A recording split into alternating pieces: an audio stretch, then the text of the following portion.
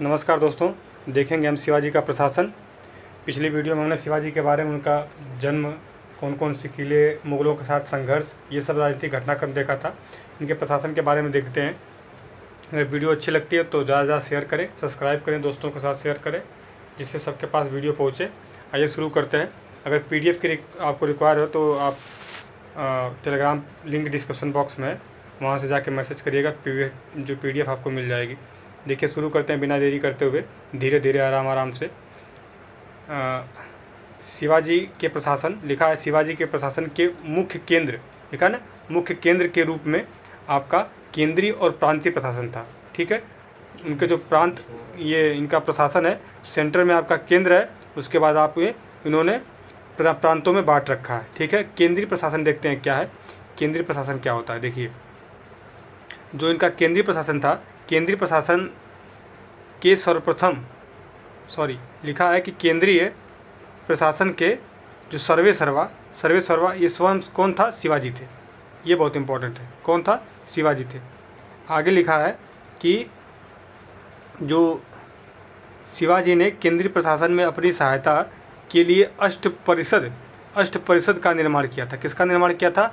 अष्ट परिषद का निर्माण किया था। और इस परिषद में कुल 8 मंत्री थे। जब इस परिषद में कुल 8 मंत्री थे, इन 8 मंत्रियों को क्या कहा जाता था? तो इन 8 मंत्रियों को आपका अष्टदिग्गज कहा जाता था। क्या कहा जाता था? अष्टदिग्गज। यहाँ लिखा है अष्टदिग्गज। ठीक है, ध्यान दीजिएगा, इन्हीं 8 मंत्रियों को अष्टदिग्गज कहा जाता था। उनके सारे नाम आगे देखेंगे, उनके कार्य क्या क्या है। ठीक है, अष्टदिग्गज। फिर लिखा है कि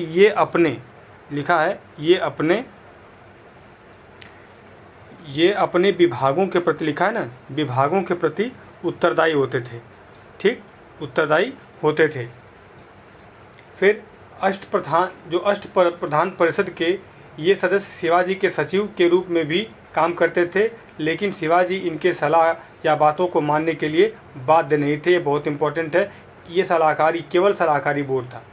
आप समझिए, ये केवल जितने थे वो शिवाजी के सलाहकार के रूप में कार्य करते थे। ठीक, आगे देखिएगा, लिखा है अष्ट प्रधान परिषद के सदस्य। लिखा है ना, अष्ट प्रधान परिषद के सदस्य। इसमें नंबर 1 पे देखिएगा पेशवा है। ये प्रधानमंत्री की तरह होता था। ठीक है, वर्तमान जो प्रधानमंत्री हैं इनकी तरह जो होता था वो पेशवा नंबर 1 पे रहता था। फिर आता था आपका मंत्री, या इसे ही कहते थे वकिया नवीस। जिससे आपको पूछेगा कौन सा वर्ड, ये पूछेगा वकिया नवीस। वकिया नवीस आपका गृह मंत्री समझिए। ठीक है, मंत्री होता था, गृह मंत्रालय समझिए। फिर अमात्य होता था, इसे ही मजमूदार कहते थे, मजूमदार कहते थे। ये राजस्व मंत्री होता था, बहुत इंपॉर्टेंट है। ठीक है, अब क्या क्या देखे हम? एक पेशवा देख लिए, दूसरा हम देखे मंत्री में वकिया नवीस, तीसरा देखे अमात्य, इसे मजूमदार कहते थे, राजस्व मंत्री होता था। फिर आप देखेंगे कि इसका जो सचिव, ये क्वेश्चन पूछा था, सुरनवीस, ये पत्राचार विभाग देखता था। सुरनवीस जो होता था पत्राचार विभाग देखता था। और इम्पॉर्टेंट है, इसको भी देखो एग्जाम में पूछा था। जो सुमंत या दबीर होता था, ये विदेश मंत्री होता था। ये बहुत इंपॉर्टेंट है। सुमंत या दबीर होता था वो आपका विदेश मंत्री होता था। और जो न्यायाधीश होता था, न्याय विभाग देखता था, न्याय मंत्री होता था। पंडित राव धार्मिक विभाग देखता था और मुखिया था, ये धार्मिक विभाग का मुखिया था। ये भी इम्पोर्टेंट है आपका, धार्मिक विभाग का मुखिया था।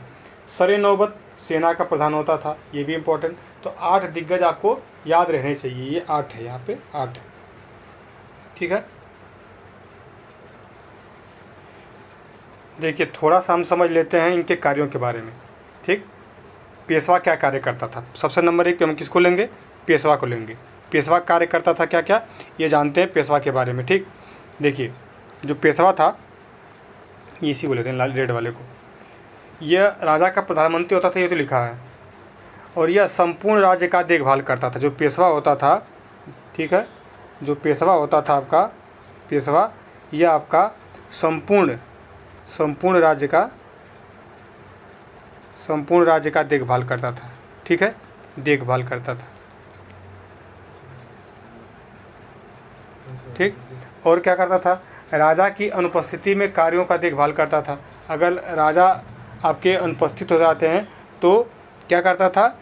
इनकी अनुपस्थिति में जितने कार्य होते थे, इन कार्यों का देखभाल करता था। राजा की अनुपस्थिति में कार्य का देखभाल, यहाँ लिख देते हैं राजा लिख देते हैं, राजा की अनुपस्थिति में राजा का कार्य करता था। ठीक है, राजा का कार्य करता था। ठीक, आगे देखिएगा। फिर अगर इसका और है कि जो सरकारी पत्र थे, सरकारी पत्रों और दस्तावेजों पर राजा के नीचे मोहर लगाता था। सबसे इम्पोर्टेंट लाइन है ये क्या करता था कि जो राजा होते थे उनके नीचे कोई भी पत्राचार या कोई भी आपका दस्तावेज होता था तो राजा के नीचे मोहर लगाते थे। ठीक है, ये इम्पोर्टेंट है, लिखिएगा, राजा के नीचे इनकी मोहर होती थी। ठीक, मोहर। इतना किसके बारे में जाने, हम लोग पेशवा के बारे में जाने। ठीक है, इसको डिलीट करते हैं, आगे चलते हैं। इसको डिलीट कर देते हैं और हम आगे चलते हैं यहाँ से। ठीक है, इसको भी डिलीट कर देते हैं, डिलीट। आगे देखिएगा, अब आता है मंत्री, या इसे वकिया नवीस कहते हैं।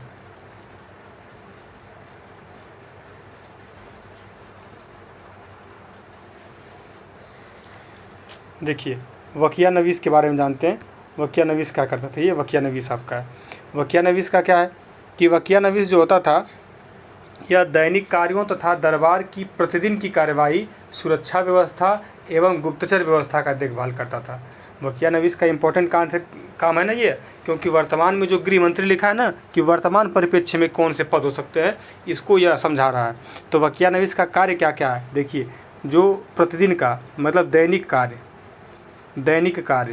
ठीक है, दैनिक कार्य इसका होता था। फिर इसके बाद क्या है, दैनिक कार्य, दरबार की प्रतिदिन की कार्यवाही। ठीक है, दरबार की प्रतिदिन की कार्यवाही, यहाँ लिखते हैं दरबार की कार्यवाही, प्रतिदिन लगा लीजिएगा आप लोग, प्रतिदिन लगा लीजिएगा, कार्यवाही। ठीक है, प्रतिदिन की कार्यवाही। उसके बाद क्या करता था कि जो सुरक्षा व्यवस्था होती थी इसका इसी की जिम्मेदारी होती थी। सुरक्षा और व्यवस्था ये इसी का कार्य था। ठीक, और क्या था, कलर चेंज करके लिखते हैं तो एक में घोंच पहुँच हो जा रहा है। और गुप्तचर व्यवस्था सबसे इम्पोर्टेंट है, वकिया नवीस का पूछता है, गुप्तचर व्यवस्था देखता था ये, गुप्तचर व्यवस्था देखता था। ठीक, याद रखिएगा, गुप्तचर व्यवस्था देखता था ये गृह मंत्री का।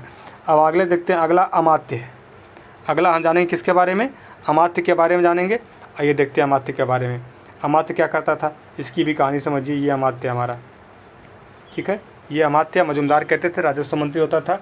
यह वित्त एवं राजस्व मंत्री होता था। तो ये क्या है, आय व्यय के सभी लेख पत्रों की जांच करता था। ठीक है, शिवाजी को जो, ठीक, और शिवाजी के जो अमात्य थे इनका नाम क्या था, इंपॉर्टेंट है, याद रखिएगा, रामचंद्र पंत इनका नाम था, याद लिख लीजिएगा, रामचंद्र पंत। ठीक है, रामचंद्र पंत। इसके बाद कौन आता है, आपका सचिव आता है, ये हम लोग मिटा देते हैं। उसके बाद देखते हैं सचिव आता है। सचिव क्या करता है, तो जो सचिव होता है जिसे सुरनवीस कहते हैं, सचिव को आपका क्या कहते हैं, सुरनवीस कहते हैं। सचिव को ही आपका चिटनीस कहते हैं, किसी बुक में चिटनीस लिखा है। यह पत्राचार विभाग का प्रमुख होता, लिखा ना, इसका प्रमुख होता था, पत्राचार विभाग का प्रमुख होता था। और क्या करता था यह जो क्या कहते हैं यार, हाँ, जो राजकीय पत्र व्यवहार होता था इसको कार्य देखता था और परगनों के हिसाब की जांच करता था। ठीक है, इसको लिख लीजिएगा, परगना, जो परगना होते थे परगनों के हिसाब की जांच करता था, परगना हिसाब की जांच करता था। ये इम्पोर्टेंट है, याद रखिएगा। ठीक है, फिर आप देखेंगे कि सुबंत और जो दबी होता था विदेश मंत्री होता था, इसके बारे में पूछा है और इसको ज़रूर याद रखिएगा, यह विदेश मंत्री होता था। ठीक, फिर आता है न्यायाधीश। न्यायाधीश जो होता है यह आपका मुख्य न्यायाधीश होता था। इसके अधिकार क्षेत्र में आपका समस्त दीवानी और फौजदारी मामले आते थे, यही इम्पोर्टेंट है।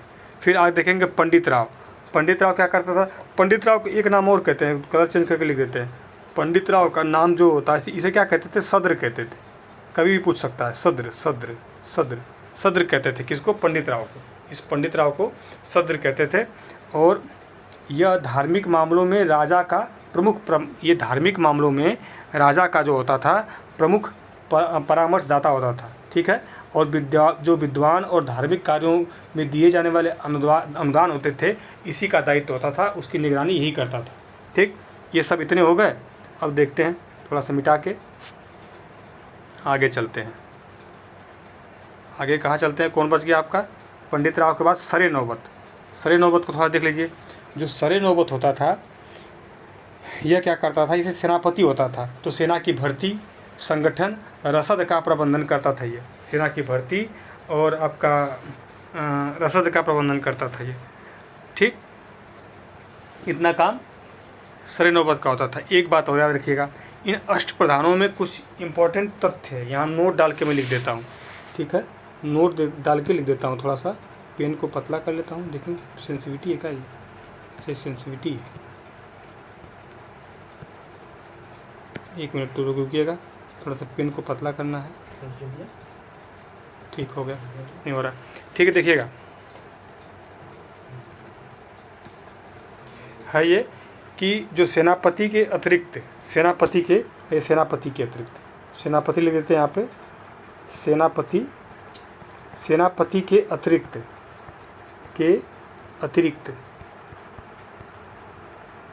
सेनापति के अतिरिक्त सभी मंत्री, जितने मंत्री होते थे, सभी मंत्री जो होते थे आपका, सभी मंत्री ब्राह्मण होते थे। सिर्फ सेनापति के अतिरिक्त, बहुत इंपॉर्टेंट है, ब्राह्मण कहते हैं, ब्राह्मण होते थे, सही लिखा है, आधा होता है तो ब्राह्मण, सभी जो मंत्री होते थे ब्राह्मण होते थे। और एक बात और है, यहीं पे कलर चेंज करके लिख देते हैं कि जो आपका पंडित राव और न्यायाधीश के अतिरिक्त सभी को अवसर आने पर सेना का नेतृत्व करने जाना पड़ता था। ठीक है, इंपॉर्टेंट है, किसका? न्यायाधीश और आपका पंडित राव, इन दोनों के अतिरिक्त और जो सभी हैं, चाहे ये हैं चाहे ऊपर के सभी मंत्री, अमात्य, मतलब सुरनवीस, वकियानवीस, मजूमदार, दबीर, सरे नौबत, ये सब इन पंडित राव और न्यायाधीश को छोड़ के सब अवसर आने पे आपका युद्ध में जाते थे। ठीक है, सेना का नेतृत्व करते थे। प्रत्येक मंत्री के अधीन 8 आपका जो आधिकारिक कार्यालय होता था, उसमें 8 आपके इनके अधिकारी होते थे, जो उनके आधिकारिक कार्यों का निष्पादन करते थे। जैसे में इंपॉर्टेंट है, देखिए बताता हूँ, लिख के, इसमें लिखा नहीं है, आप देख लीजिए, थोड़ा सा इसको डिलीट मार दें, इससे अच्छा तो यही था। अरे यार, यही, ठीक है। देखिए, इनके अधीन 8 होते थे। दीवान होता था, दीवान सचिव काम करता था, मजूमदार होता था, फरनीस होता था, सबनीस होता था, दफ्तरदार होता था, उसके बाद आपका कारखानीस होता था, चिटनीस होता था, जमादार होता था, आपका पुटनीस होता था। लिख देते हैं, आपको ज़रूरत नहीं पड़ेगी। देखिएगा, दीवान, ये दीवान होता था, पहला नंबर दीवान, यहाँ पे दूसरा पे लिख देते हैं आप। ठीक है, देखिए, आपका पहला दीवान होता था। ठीक है, दूसरा क्या होता था? दीवान के बाद क्या बताएं? मजूमदार होता था, मजूमदार होता था। ठीक है, मजूमदार के बाद क्या होता था आपका? क्या बताएं अभी? देखिए, दीवान का काम सचिव, मजूमदार आपका लेखा परीक्षक या लेखाकार, जो फर्नीस होता था, फर्नीस, ये आपका उप लेखा परीक्षक होता था, फर्नीस। ठीक है, फर्नीस। बचा कौन आपका? सबनीस और आपका दफ्तरदार, सबनीस, यहाँ लिख दीजिए, सबनीस, दफ्तरदार, ठीक है, दफ्तरदार। और कौन बचा? कारखानीस, चिटनीस, जमादार और पुटनीस। ठीक, इतने होते थे, इनके अधिकारी होते थे। आगे देखिएगा, यहाँ से ख़त्म हो गया, यहाँ से क्वेश्चन बनता है, इसलिए इतना टाइम थोड़ा लगा। देखिए, उपरोक्त वर्णित 8 मंत्रियों में से पंडित राव न्यायाधीश को छोड़कर अन्य किसी, यहाँ लिखा है जो बताएं आपको, अन्य किसी को भी समय पड़ने पर सेनापति के रूप में सेना का नेतृत्व आपका करना पड़ता था। ठीक है, फिर शिवाजी का जो प्रांतीय प्रशासन देखिएगा क्या है। शिवाजी का प्रांतीय प्रशासन कि शिवाजी के समय प्रांत को सरसूबा कहा जाता था। क्या कहा जाता था? सरसूबा कहा जाता था। सरसूबा मतलब, देखिए, इसको ऐसे लिख देंगे हम, कैसे लिखेंगे? सरसुबा। सरसुबा को ऐसे लिखा जाता है क्योंकि आपको सेंटेंस ये सर ए सुबह कहते थे, सर ए सुबह, सर ए सुबह यही कहा जाता था, सर ए सुबह कहा जाता था। 4 प्रांत इनके शिवाजी के जो राज्य थे वो 4 प्रांतों में बटे थे। ठीक है, कितने प्रांत थे आपके? तो 4 प्रांतों में बटे थे, 4 प्रांत थे इनके शिवाजी के। ठीक है, शिवाजी के 4 प्रांत थे, इम्पोर्टेंट है। और जो जितने भी प्रांत ये बता दिए, ये जो प्रत्येक प्रांत का जो प्रतिनिधि होता था उसे सरे सूबेदार कहते थे, या आपका मामलातदार कहते थे, मामलातदार कहते थे। ठीक, मामलातदार कहते थे। और राज्य में 18 विभाग थे जिनका निर्देशन अनेक मंत्री करते थे। इम्पोर्टेंट है, इम्पोर्टेंट है। ठीक, अब देखिएगा, एक मिनट मिटा लें फिर बोलते हैं आपसे। ठीक है, देखिए, शिवाजी ने अपने समय काल में ही आपका अपने साम्राज्य को का जो विभाजन 4 प्रांतों में किया था, जो बताए थे भी। शिवाजी के 4 प्रांत कौन कौन से? इधर प्रांत लिखा, इधर प्रांतपति लिखा है। उत्तरी प्रांत होता था जिसे आपका, उत्तरी प्रांत में कौन होता था आपका, क्या नाम इनका, मोरो त्रयंबक पिंगले इनका नाम था। और उत्तरी प्रांत कहाँ कहाँ से संबंधित था ये जानिएगा आप, कि यहाँ से रुकिए, उत्तरी प्रांत जो था कहाँ कहाँ से संबंधित था, तो बम्बई के उत्तर में सूरत व सलहेर दुर्ग से संबंधित था। बम्बई के उत्तर में आपका सूरत व सलहेर दुर्ग से संबंधित था। और ये वहाँ से लेके, सलहेर दुर्ग से लेके पूना तक जो क्षेत्र भाग सम्मिलित था वो आपका किसके अंतर्गत आता था? तो आपका उत्तरी प्रांत के अंतर्गत आता था। इसके प्रांतपति और थे आपके मोरो त्रयंबक पिंगले। दूसरा देखिएगा, दक्षिणी प्रांत, ये आपका रघुनाथ पंतई, हाँ इनका नाम रघुनाथ पंते दया दत्तो जी कहते थे। एक मिनट रख ली, 1 मिनट भैया। तो दक्षिणी प्रांत जो था आपका, दक्षिणी प्रांत में आपके रघुनाथ पंते थे। और दक्षिण पश्चिम प्रांत था, दक्षिण पश्चिम प्रांत में आपका कौन था? तो अन्नाजी दत्तो थे। ठीक है, अन्नाजी दत्तो थे। फिर आपका दक्षिण पूर्वी प्रांत था, वो दत्तोजी पंत थे। दक्षिण पूर्वी में दत्तोजी पंत थे। दक्षिणी प्रांत में रघुनाथ, अब इनका देख लीजिए, दक्षिणी प्रांत में कौन था? तो ये रघुनाथ पंत हनुमंते इनका नाम था, ये थे। ये सारा कुछ आप देख लिए। आगे देखिएगा क्या लिखा है कि शिवाजी, अरे यार, हाँ, शिवाजी के प्रशासन की अंतिम इकाई ग्राम थी। और इसका मुखिया जो होता था पटेल या पाटिल के नाम से जानते थे। शिवाजी ने देश को सूबा और आपका देश को सूबा, सरकार, परगना और मौजों में बांटने की पुरानी प्रणाली के बदले प्रांतों को महलों में विभक्त किया था। और महलों को आपका तफों और तफों को मौजों में बांटा था। गांव सबसे छोटी इकाई थी। आपका शिवाजी ने जागीर प्रथा को समाप्त करके अधिकारियों को नगद वेतन दिया था। देखिए क्या कहना चाहता है ये, तो जो बताए हैं हमने क्या कहा वो देखिए। हमने ये कहा कि शिवाजी जितने भी पहले के, मतलब वो बांटने वाली प्रणाली थी, मतलब सूबा थी, सूबा के बाद आपका सरकार था, फिर परगना था, मौज था। इन सबको जो पुरानी प्रणाली थी बदल के आपका प्रांतों को, जो प्रांत होते थे इनके प्रांत, उन प्रांतों को किसमें बदला था? महलों में बदला था। महलों में बदला था। ठीक, ये प्रांतों को महलों में। ठीक, महलों के बाद कौन आता है? महलों के बाद किसको बांटा था? तरफों में बांटा था। महलों को इनको तरफों में बांटा था, तरफों में बांटा था। तरफों के बाद कौन आया था? तरफों के बाद आप आए थे मौजों में। ठीक है, मौजों में बांटा था। मौजों को किस में बांटा था? बोलिएगा मेरे साथ, मौजों को किस में बांटा था? मौजों को नीचे आती थी ग्राम को ही, ये ग्राम सबसे छोटी इकाई थी। और आपका पाटिल या पटेल इसका अधिकारी होता था। शिवाजी के सैनिक प्रशासन देखिएगा,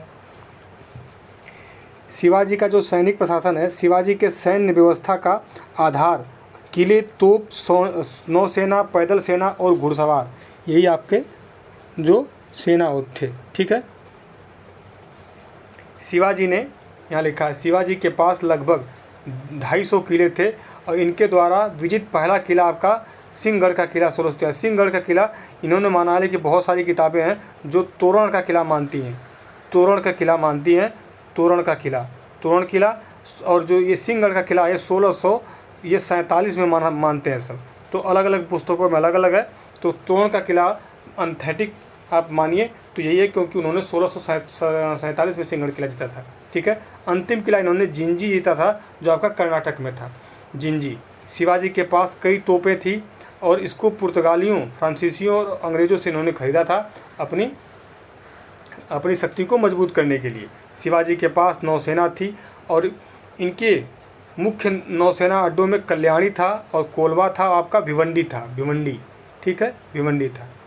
आगे देखेंगे क्या कहना चाहता है ये, कि शिवाजी, यहाँ लिखा है कि शिवाजी की पैदल सेना, शिवाजी की पैदल सेना, शिवाजी के समय पैदल सेना को पाइक कहा जाता था। इम्पोर्टेंट है, पाइक का पाइक आपका पाइक कहा जाता था। इनकी पैदल सेना को सबसे छोटा अधिकारी नायक होता था। जो इनकी सेना का जो सबसे छोटा अधिकारी होता था आपका नायक कहलाता था।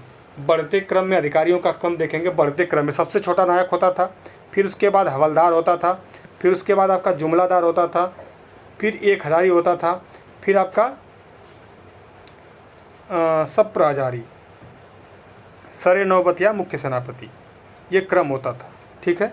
अब देखते हैं इन सब के क्रम में, अब हमको बताते हैं आपको कुछ नई चीज़। देखिए, जो शिवाजी की घुड़सवारी सेना थी, घुड़सवारी जो होती थी वो उनकी प्रमुख सेना थी। उसको जो कहते थे पागा कहते थे, पागा। ठीक है, पागा कहते थे। अब देखिए क्या मैं बताने वाला था कि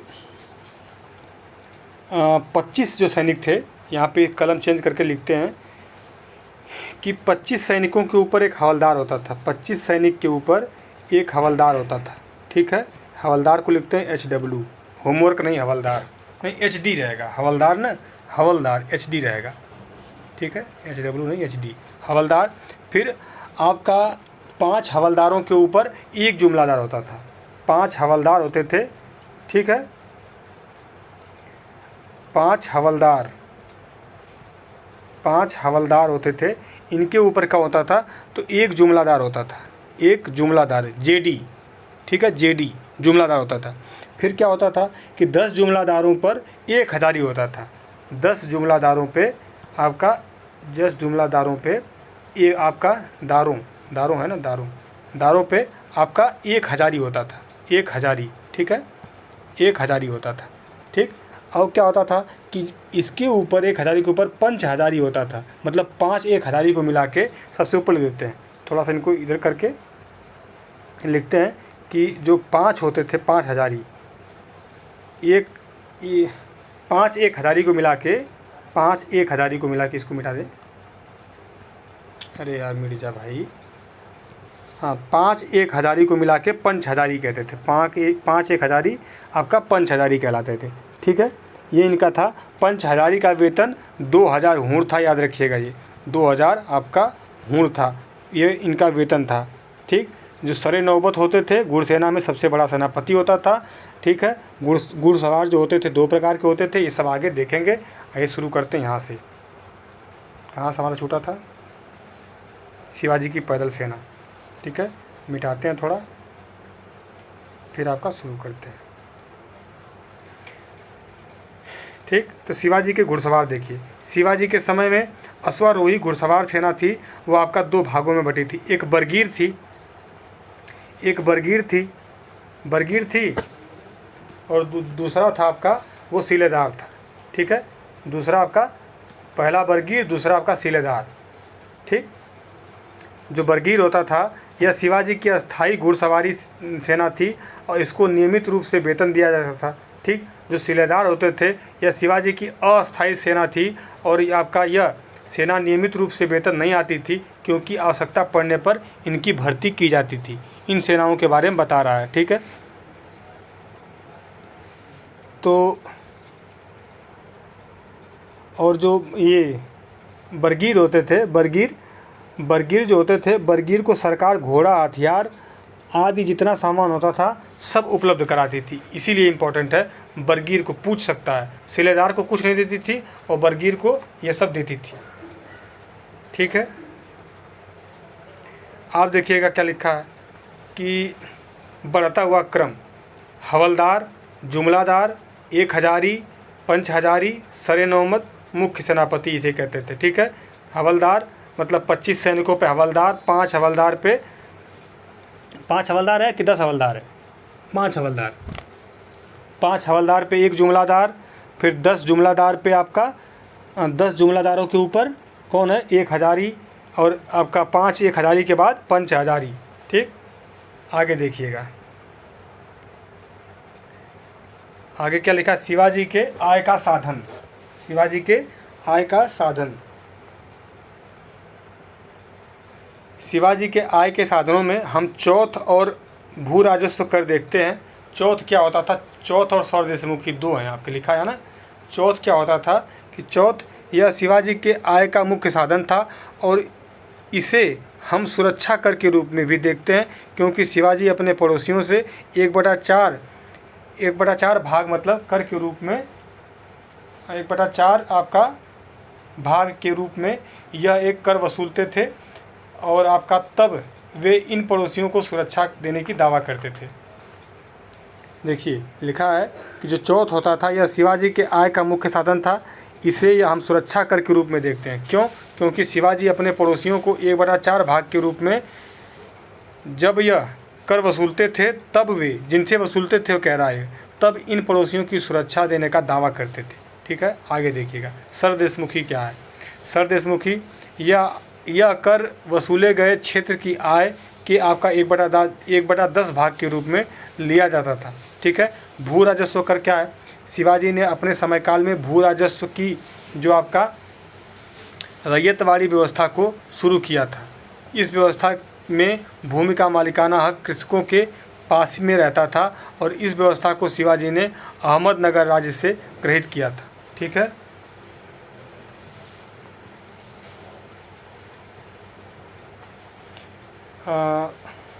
अहमदनगर से इन्होंने लिया था। किसको लिया था? रैयतवाड़ी व्यवस्था को और भू राजस्व वाली की।